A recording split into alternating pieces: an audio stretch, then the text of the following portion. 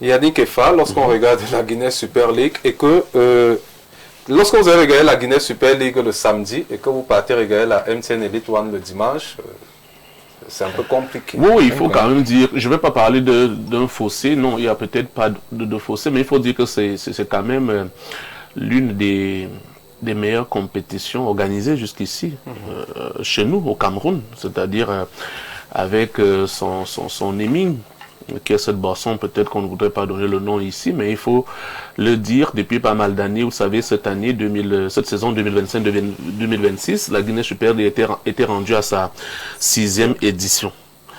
Et donc, depuis la première jusqu'à ce jour, je pense que nous sommes tous d'accord là-dessus en termes d'organisation. Et cela, tant mieux, ça commence déjà à porter des fruits. Quelqu'un a posé la question tout à l'heure, comprenez pas comment est-ce que vous réussissez à les appeler pour un stage sur le plan local et que le moment venu en phase finale, on ne retrouve même pas une seule de ces joueuses-là. Non, à ce moment-là, à cette période-là, nous l'avons dit qu'on fait appel, c'est-à-dire on appelle des gens qui n'ont effectivement rien à voir dans un domaine précis. C'est-à-dire que par affinité, par amitié, vous vous retrouvez là, vous êtes entraîneur sélectionneur des Lions. Comment? Alors que ceux qui se tuent à la tâche tous les jours que Dieu a créés depuis des années sont là. Je pense que Samuel Eto'o, qui gagne aussi en maturité, ça il faut le reconnaître, et qui dont l'aurait été chuchoté quand même par sa vice-présidente qui contrôle, qui est à la tête de ce football féminin depuis pas mal d'années.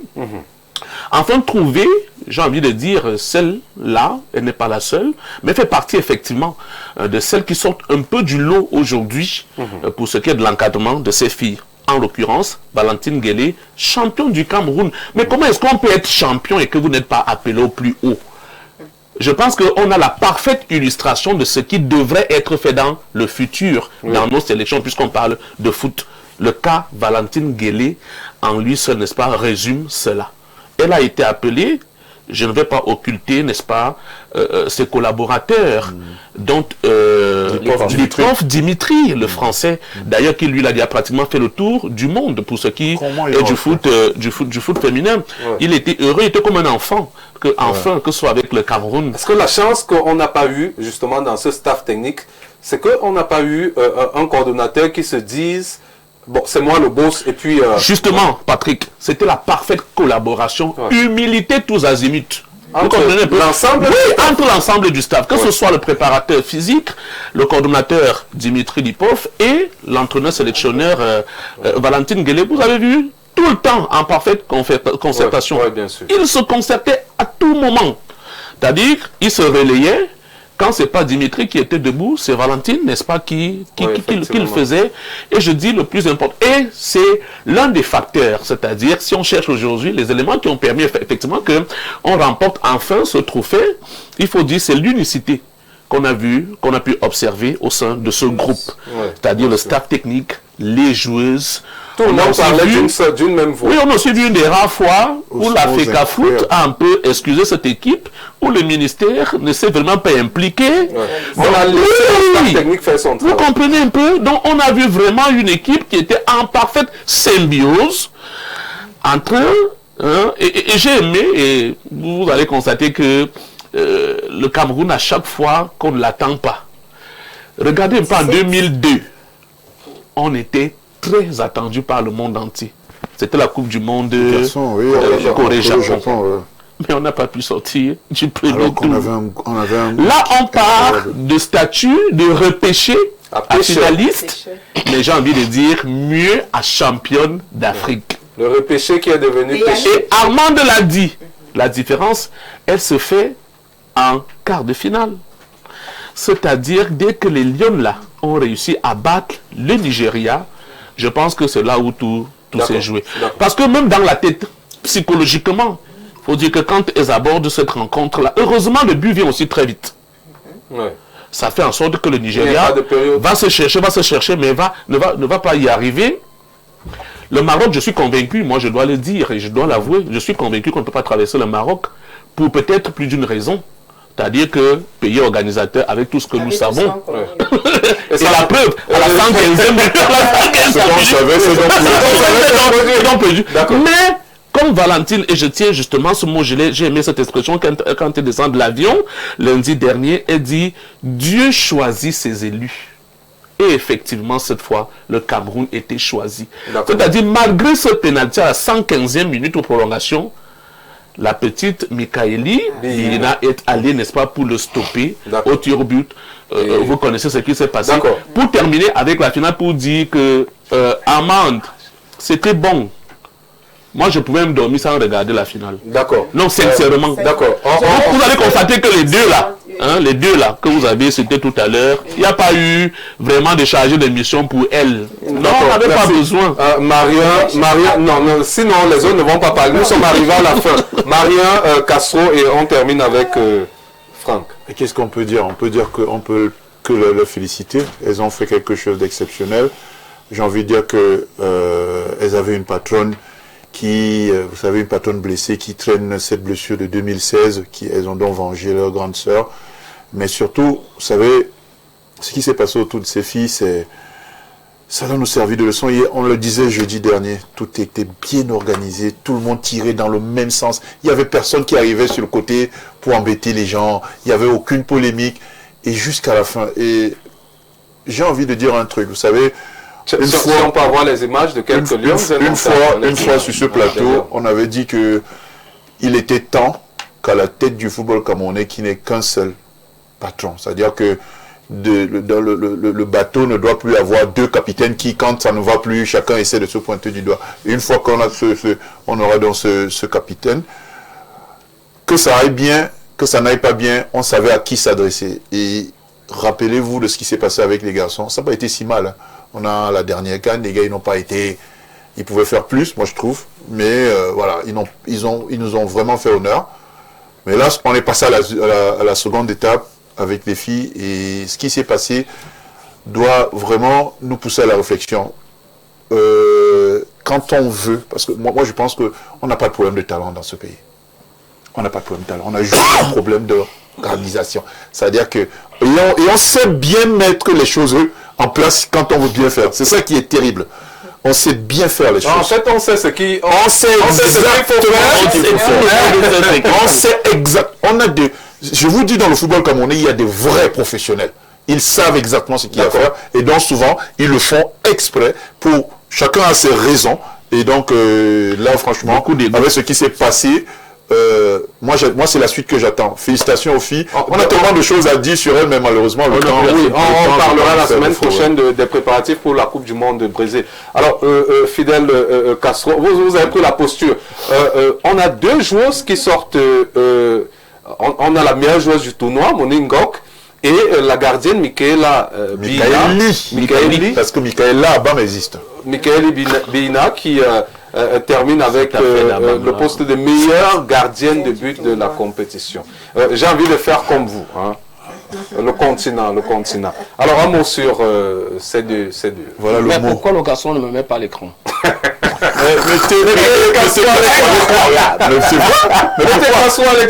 Incroyable. Mais enlevez cette pouvoir-là. Alors, le moment devait le mettre seul. Je vais parler des dames en cette posture. Vous savez pourquoi? Non. Parce que les dames ont mérité. Vous n'êtes plus humble. Je ne suis plus humble. D'accord. Vous savez pourquoi je suis plus humble?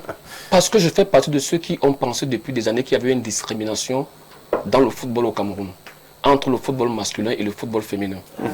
Pourtant, le football féminin a montré qu'il devait être traité au même firmament que le football masculin. Et je vais surprendre beaucoup ce soir. Le gouvernement camerounais, lorsque le président de la République, son excellence Paul Biya, avait dit le septennat est le septennat des filles, je vais le placer sur le coup des dames. Beaucoup ne l'ont pas pris au sérieux.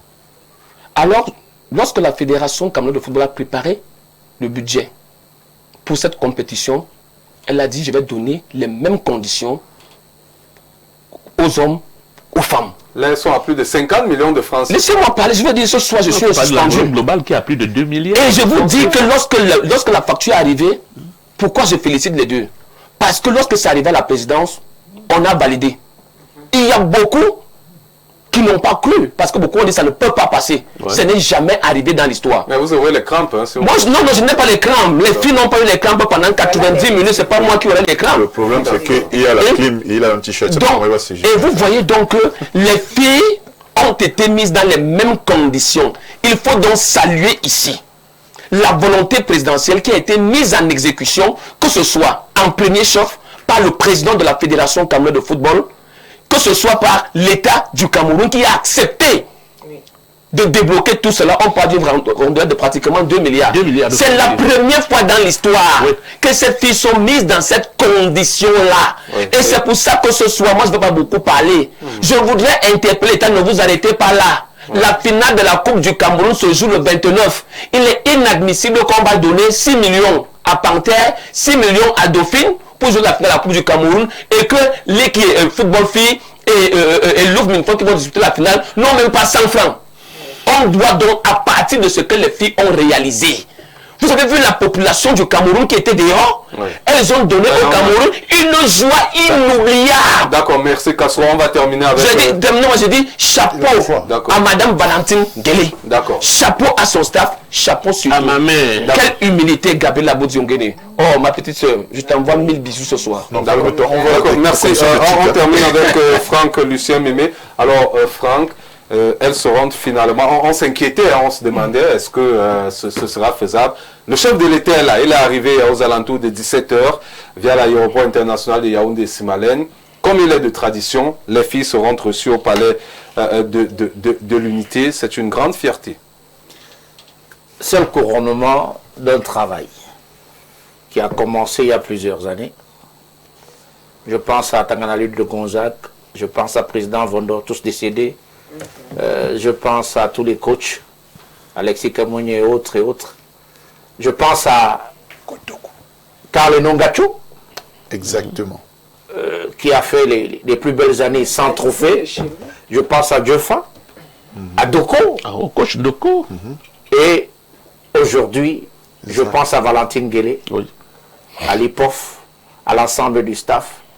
Je pense au président de la Fédération camerounaise de football, qui, après avoir tenté une aventure avec le Côte Bissec, s'est rendu compte que ça ne marchait pas et allé chercher ce qu'il a trouvé là. Donc ça c'était à tromperie sur la marchandise. Donc,